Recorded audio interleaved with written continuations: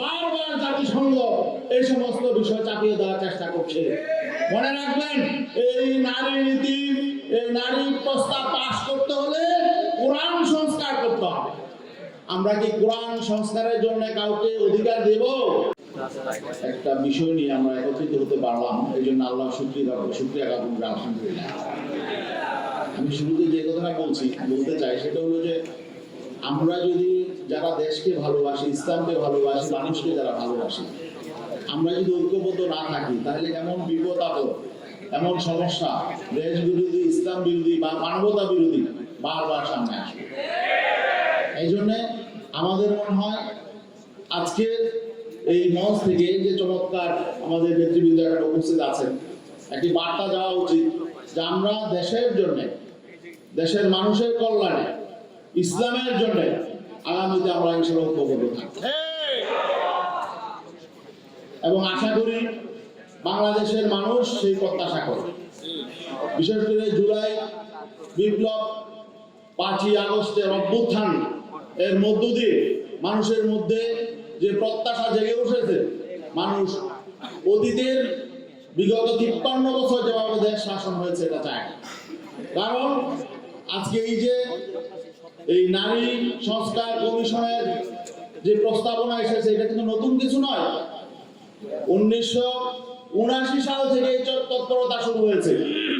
1979 সালে যখন জাতিসংঘের অধিবেশনে সিডু প্রস্তাব পাশ হয়েছিল, তারপরে থেকে গোটা দুনিয়ার মুসলিম রাষ্ট্রগুলোতে মুসলমানদের কোরআন সংস্কারের জন্য বারবার জাতিসংঘ এই সমস্ত বিষয় চাপিয়ে দেওয়ার চেষ্টা করছে। মনে রাখবেন, এই নারী নীতি, এই নারী প্রস্তাব পাশ করতে হলে কোরআন সংস্কার করতে হবে। আমরা কি কোরআন সংস্কারের জন্য কাউকে অধিকার দেব? দেব না।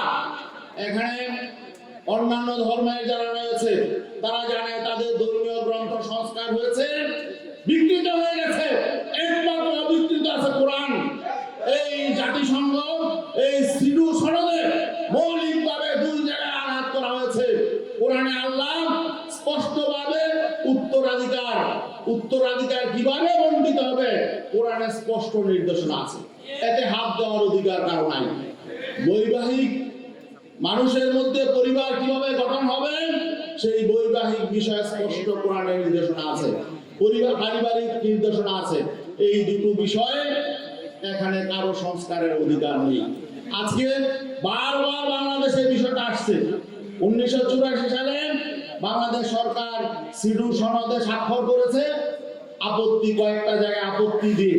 তারপরে 1997-তে আওয়ামী লীগ সরকার কিছু আপত্তি আবার সেখান থেকে তুলে নিয়েছে এবং 2011 সালে গোটা সিডু সনদকে অ্যাকসেপ্ট করার জন্য আওয়ামী লীগ সরকার এমন একটি নারী নীতিমালা তারা নতুন করে নিয়ে এসেছিল। আমাদের আন্দোলনের মুখে ইসলামপন্থী এবং দেশপ্রেমিক প্রকৃতপক্ষে যারা নারীর মুক্তি চায়, স্বাধীনতা চায়, তাদের আন্দোলনের মুখে 2001 সালে আওয়ামী লীগ পিছিয়ে গেছে, তারা ব্যর্থ হয়েছে।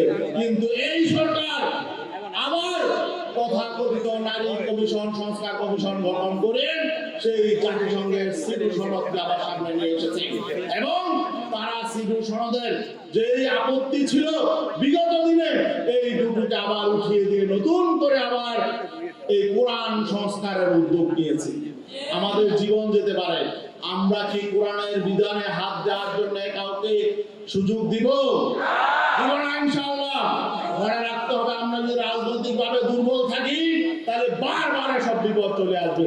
অতএব আজকে এই সেমিনারের মূল স্পিরিট হলো বাংলাদেশে সকল ইসলামী শক্তি, দেশপ্রেমিক শক্তি, বাংলাদেশের সকল মানবতার শক্তিকে আমরা এক কাতারে এনে আগামী জাতীয় নির্বাচনে আমরা বাংলাদেশকে গড়ে তোলার জন্য, মানুষের স্বপ্ন বাস্তবায়নের জন্য নির্বাচনে অবতীর্ণ হবো ইনশাআল্লাহ। আসসালামু আলাইকুম।